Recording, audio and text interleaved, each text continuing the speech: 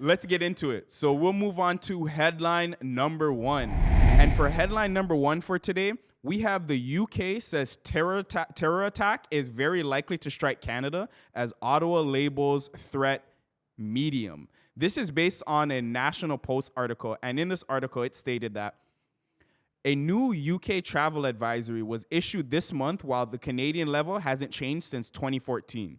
The UK and the Canadian governments are currently showing very different levels of terror threat assessments for Canada. On the British government's travel advisory page for Canada, an update from November 3rd reads, and I quote, "There is a high threat of terrorist attack globally affecting UK interests and British nationals, including from groups and individuals who view the UK and British nationals as targets. You should remain vigilant at all times." This is followed by a bold-faced warning, and I quote, once again, "Terrorists are very likely to try and carry out attacks in Canada." It adds, "Attacks could be indiscriminate, including in places visited by foreigners. You should remain aware of your surroundings, keep up to date with local media reports, and follow the advice of local authorities." It then lists recent attacks, including the stabbing this year in Surrey, BC, and in 2021, the van attack that killed 4 members of the same family in London, Ontario. So, what do you think about this, Jonathan? Bro, look how far this country's fallen. Like, the UK is issuing travel warnings to their own people not to come to this country. One of the primary reasons people move to Canada is for safety and quality of life. Both of them they've fallen off a cliff. You know, it's pretty crazy to me. Like, I'm not super surprised that we're in this category right now, and I'll tell you why. Is because, I mean, I imagine the United States is probably in the same category as well. Like, I didn't look into it, but that adds up to me given what's going on. So, but I mean, you look at what's happening with our strife with India, right? You take Trudeau, you put him in the House. This is the most ridiculous place to do this. He goes into the House and he basically accuses India of being complicit or carrying out a hit within Canada, a Canadian citizen. He was a Sikh. So you kind of go, if that happened, if that's the case, what you do, like the proper way to manage this is through the right channels. You don't do it in the House of Parliament where you're basically broadcasting it to the world. Because what you're saying to India is, I'm picking a fight with you on the global stage because you made an ass out of me at the G20. That's what happened.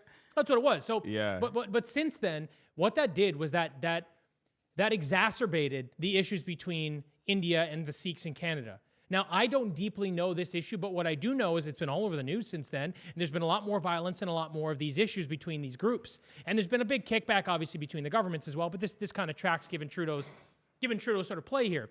And then you also look at what's happening with Israel-Palestine. Dude, every single week, there were hundreds of thousands of people protesting. And you know what? For better or worse, the majority of them are protesting for peace in Palestine. They are waving Palestinian flags.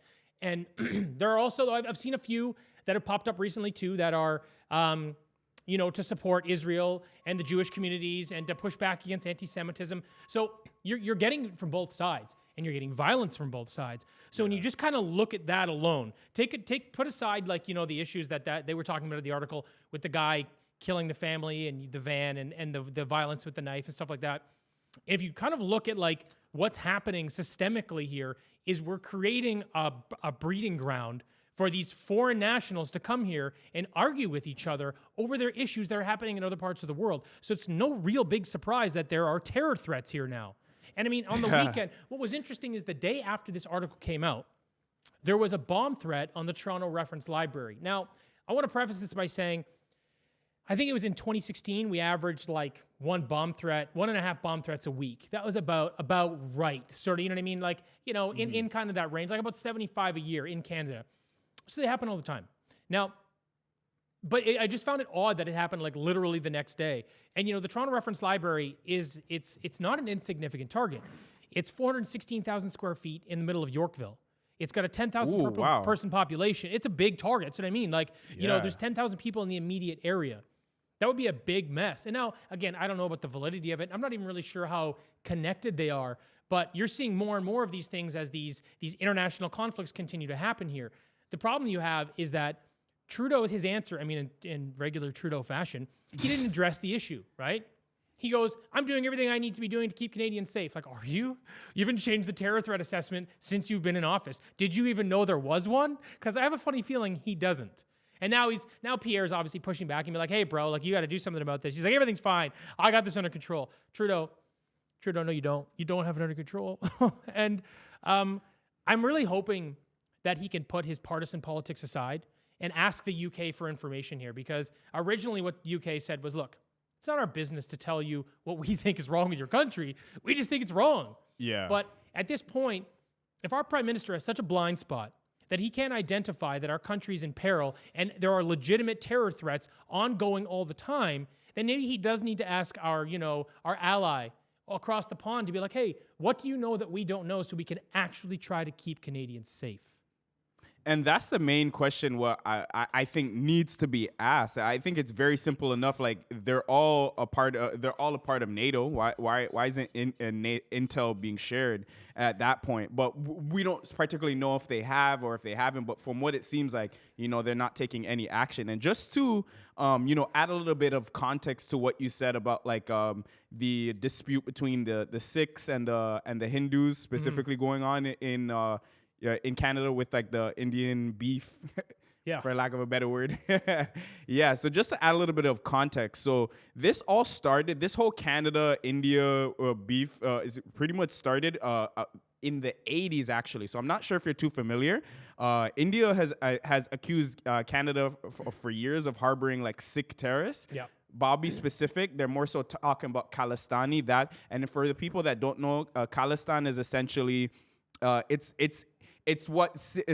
a certain sector of Sikhs that believe that they want to create a separate state, similar to like how Quebec wants to separate from They're the Canada. Separatists of that. Yeah, they're the separatists of India essentially, and they want to create a separate region. Yep. And they want to call it Khalistan. So that's why they call them Khalistani Sikhs. Okay. Right. And in 1985, there was an incident where Canada was accused of turning a blind eye to these type of terrorists. And what happened was in 1985, there was an Air India flight that went from Montreal to New Delhi that was bombed based on a Canadian Sikh terrorist at that time. And it killed all 329 people on that plane, mostly Hindus at that time. So it was a terror attack that was, although it didn't take place on Canadian soil, it was planned on Canadian soil.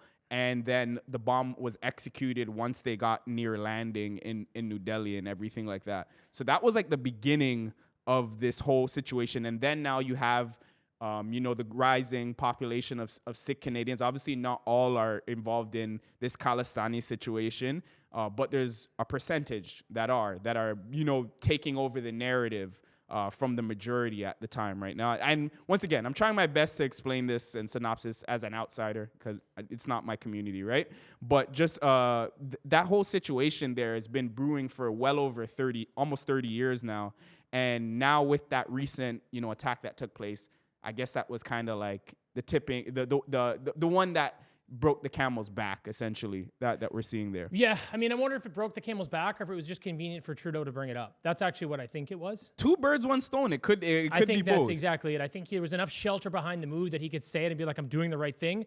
But if you look at what happened at the G20 and you look at how he was treated and his plane went down and he was made a fool of and he didn't go to dinner and he would shake hands and blah, blah, blah, blah, blah. Yeah. You look at all that and you kind of go, he came back here looking for blood. That's what he did. That's what he did. He came back, he threw his little temper tantrum, and he thought, how can I fire back at these people? And that's obviously the biggest conflict that he has. So he honestly, like I say, politicians do. They take an issue off the shelf, and they weaponize it whenever they need to. And I firmly believe that, I firmly do. I believe that the publicization of this or the escalation of this particular issue is a lot of that is on Trudeau and putting this and airing these issues in public versus through proper channels if you really cared about resolving it. Yeah, and that's the most unfortunate thing, and we're seeing and like you said, I think as Canada is becoming a more diverse nation, it's bringing along a lot of diverse problems as well too, and these are some things that people consider as well too, and I think this is why a lot of people want.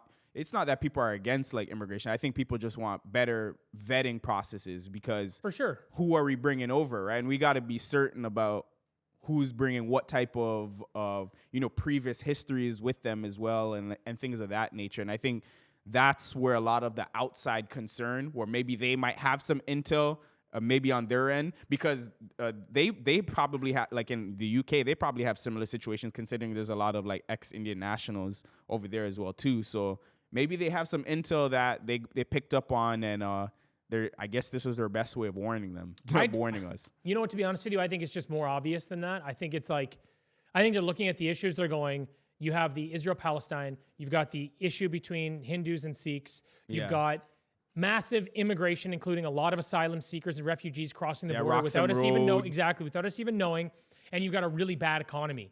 You put that all into a pot and give it a spin, and then you go, bad shit is going to continue to happen in that country. So you know what? Even from the macro perspective, I think it's pretty obvious. I don't think if they do have any specific particular details, obviously that would be helpful so we could try to address these issues. And maybe that's what Trudeau needs. Maybe they need like draw him a picture, use crayons so he can kind of understand what's happening.